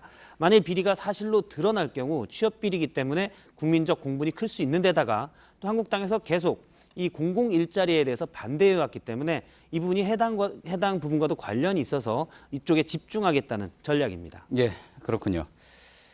두 번째 키워드를 볼 텐데 첫 번째 키워드 아까 질문 드리려다가 시청 앞 지하철역에서 뭐 이런 것과 라임을 맞춘 겁니까? 예, 라임은 그렇게 조금 맞췄습니다. 알겠습니다. 두 번째 키워드 보겠습니다. 두 번째 키워드는 대들지 마세요로 했습니다. 어떤 내용입니까? 예, 오늘 법사위에서는 민주당 이춘석 의원과 여상규 법사위원장이 고성으로 약 5분간 설전을 벌였습니다. 회의 진행 방식을 두고 설전인데요. 잠깐 들어보겠습니다. 예. 위원장처럼 무사지는 사람 처음 봤어요. 참. 법에 위반한다니까요, 그거요. 뭐가 위반돼요, 뭐가? 구경 잘해보세요. 이런 정말 다른 건 얻지 않고 이야기하지 말라는데 위원장한테 대들잖아요. 예. 다른 여야 의원들이 말리자 대들잖아요라는 표현도 썼으며 이춘석 의원이 나중에는 저런 식으로 지나가면 난 못 있겠다 나가겠다라고 하자 여상규 위원장이 나갈 테면 나가라 했고 실제 이춘석 의원은 나갔습니다. 왜 설전이 벌어졌냐를 보면 자유한국당에서는 이 제주 강정마을 주민에 대한 구상권에 대해서 판사가 최근에 강제조정 결정을 내린 게 있는데 여기에 외압이 있었는지 확인하자며 해당 판사를 참고인으로 부르자고 했습니다.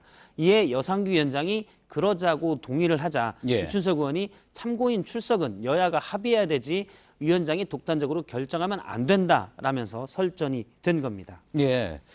저런 장면은 유독 법사위에서 자주 본 것 같은 그런 느낌이기도 합니다. 비하인드 뉴스에서 소개하기도 했었는데 여상규 위원장은 이전에 박지원 의원과도 설전을 벌인 곳, 그게 또 법사위 아니었습니까? 그렇습니다. 어떻습니까? 해당 판사는 그래서 결국 출석을 했습니까? 여상규 위원장은 오전 종료할 때 해당 판사에게 출석을 권고하고 출석 여부는 판사가 알아서 하도록 하자. 이렇게 결론을 내렸는데요. 하지만 이도 사실상 해당 판사 입장에서 보면 좀 압박이 됐습니다. 이 발언을 직접 들어보겠습니다. 이상훈 판사가 출석을 안 한다면 잘 듣고 대신 답변해 주시기 바랍니다. 일선 판사가 부장판사인데요. 안 나온다면 법원장이 대신 답해라. 이렇게 얘기했기 때문에 판사로서는 아무래도 이게 압박이 될 수가 있습니다. 그런데 오후 재판 일정이 있어서 해당 판사는 결론적으로는 나오지 않았습니다. 그랬군요. 자, 세 번째 키워드 볼까요? 세 번째 키워드는 정규직은 안 해도 좋으니. 정규직 안 해도 좋으니 어떤 내용입니까? 오늘 국회에 나온 한국전력 자회사 한 노조원의 얘기인데요. 먼저 발언을 잠깐 들어보겠습니다. 사람이 죽어도 잘잘못을 가리고 징계하고 과태료 부과하는 대한민국 공공기관 화력발전소에서 일하고 있습니다. 정규직 안 해도 좋습니다. 더 이상 죽지만 안 했으면 좋겠습니다. 이태성 사무처장은 나중에 울먹거리기까지 했는데요. 앞서 이제 사람이 죽어도 과태료를 부과하는 발전소다라고 얘기한 거는 얼마 전에 경향신문에서 보도한 적도 있는데 사망사고가 난 자리에 있는 하나의 푯말 얘기입니다. 지금 보면 뒤에 사고 지역이라고 무슨 판이 있고 저희가 해당 내용을 잠깐 확대를 시켰는데요. 사고 원인은 작업안전수칙 미준수, 조치 결과는 조사 후 징계 및 과태료 이렇게 되어 있습니다. 아무래도 징계 및 과태료는 이제 관계자에 대한 징계를 내린 것으로 보입니다. 사람이 죽었는데 저런 팻말을 놨다는 거잖아요. 결국 작업자들이 잘못해서 사고 났다는 것만 강조한 것 같습니다. 그렇습니다. 일단 이 사망 사건에 대한 공감은 전혀 없어 보이고요. 지적하신 대로 그렇게 작업자의 책임을 강조한 것으로 보이는데 실제 발전자회사들의 대부분은 자회사 자체로는 내부의 산업재해가 거의 없습니다. 대부분의 산업재해는 외주회사들에서 일어나고 있는데요. 그래서 마치 자회사들 자체로는 통계만 놓고 보면 상당히 안전한 사업장으로 보이는데 오늘 우원식 의원은 남동발전의 경우 86%, 남부발전은 100%가 다 외주회사들의 산업재해다라고 지적을 했습니다. 오늘 이태성 노조원의 증언으로 국감장 분위기가 상당히 숙연해졌고요. 여야 의원 할 것 없이 모두 이 자회사들이 위험을 외주화시키고 있다고 비판했습니다. 그렇군요. 잘 들었습니다. 비하인드 뉴스 박성태 기자였습니다. 내일은 전국이 대체로 맑은 가운데 서울의 아침 기온은 7도까지 떨어지는 등 쌀쌀한 날씨가 이어지겠습니다. 동해안은 내일 아침까지 40mm 안팎의 비가 더 내리고 중부지방에도 밤사이 빗방울이 떨어지는 곳이 있겠습니다. JTBC 뉴스룸 저희가 준비한 소식은 여기까지입니다. 시청해주신 여러분 고맙습니다. And if I have to go, will you remember me? Or will you find someone else while I'm away? There's nothing for me in this world for strangers.